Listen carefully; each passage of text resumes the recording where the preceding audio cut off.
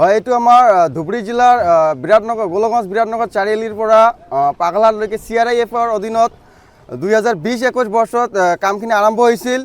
কিন্তু হোৱাৰ পিছত যিজন আমাৰ কণ্ট্ৰেক্টৰজন আছে, কণ্ট্ৰেক্টৰজনৰ কামত খুব লেহেমীয়াকৈ আজি 5 বছৰ কমপ্লিট হৈ যায়, কিন্তু কামখিনি কমপ্লিট কৰা নাই।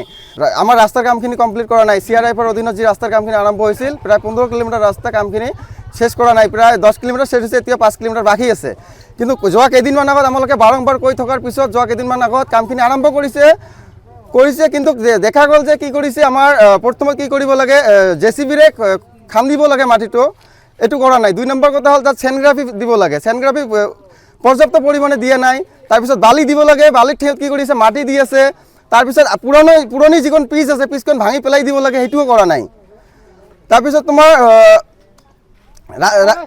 পানী মাৰিব লাগে তোমাৰ দিনত দুবাৰকৈ, পানী মানে এনেকৈ কৰি আছে, একদম অৱহেলা লেহেমীয়াভাৱে, মানে যিখিনি এষ্টিমেটটো বাদ দিয়া, যিখিনি সামান্যতম মানে ভাল কোৱালিটিভাৱে কৰা নাই, একেবাৰে ল' কোৱালিটি কাম কৰি আছে। বিভাগীয় কৰ্তৃপক্ষ নাইয়ে, মানে যিজন কণ্ট্ৰেক্টৰ আছে, কণ্ট্ৰেক্টৰ নাই, বিভাগীয় কৰ্তৃপক্ষ নাই। ইয়াত মানে লোকেল কেইজনমান মানে যাৰ ঘৰৰ ওচৰত কামখিনি থাকে, মানে লোকেল, তাৰ পৰা 2-এজন দালালক বাছি লয় আৰু তাক লৈহে কামখিনি কৰে, মানে তাৰ আণ্ডাৰত কামখিনি কৰে।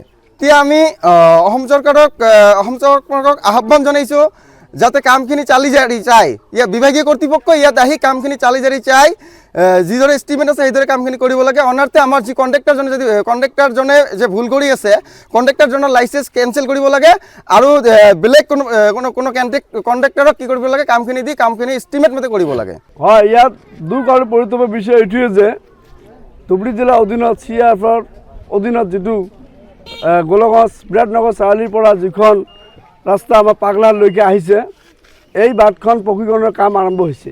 এই পকীকৰণৰ কামটো আৰম্ভ হৈছে 2020-21 বিত্তীয় বৰ্ষত। কিন্তু আজি 5 বছৰ ধৰি এনেকুৱা ধৰণে কাম কৰি আছে, এই 15 কিলোমিটাৰমান ৰাস্তাৰ মাজত মাত্ৰ 10 কিলোমিটাৰহে কৰিছে, এতিয়াও 5 কিলোমিটাৰ বাকী আছে। এই কামখিনি আমি কেইবা সপ্তাহ ধৰি আমি ফোন যোগাযোগ কৰি আছোঁ যে কামখিনি যেনেকৈ কৰি দিয়ক। আমাৰ ইয়াত ইমান অসুবিধা হৈ আছে, আমাৰ ল'ৰা ছোৱালী ক'ৰবাত যাব হ'লে, কোনোবা ৰোগীয়া মানুহ যাব হ'লে এখন টোটো বিচাৰি নাপাওঁ আমি কেইদিনমান ধৰি ফোন যোগাযোগ কৰাৰ পিছত কোৱা মই কৰিম, মই নিউজৰ কথা কৈছোঁ, কয় নালাগে, এইবিলাক কৰি লাভ নাই, মই কাম কৰিম।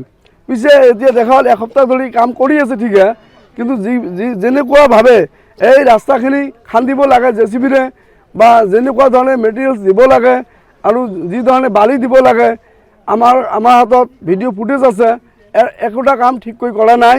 এই চাৰিআলিৰ পৰা যিখন ৰাস্তা পকীকৰণৰ কাম কৰি আছে, ইয়াত কাম আমাৰ স্থানীয় ৰাইজে আমি এই কামখিনি চোৱা চিতাৰ কৰাৰ পিছত আমি কালি বাধা অলপ কৰিছোঁ, আৰু আমাক ইয়াত গাঁৱৰ 2জনমান দালাল টাইপৰ ল'ৰাই আমাক ধমকিও দিছে, আমাক কিবা কৰিব আৰু জেলত ভৰাই থোৱাৰ আশংকা দিছে আমাক। আমি এতিয়া ক'ত আশ্ৰয় ল'ম?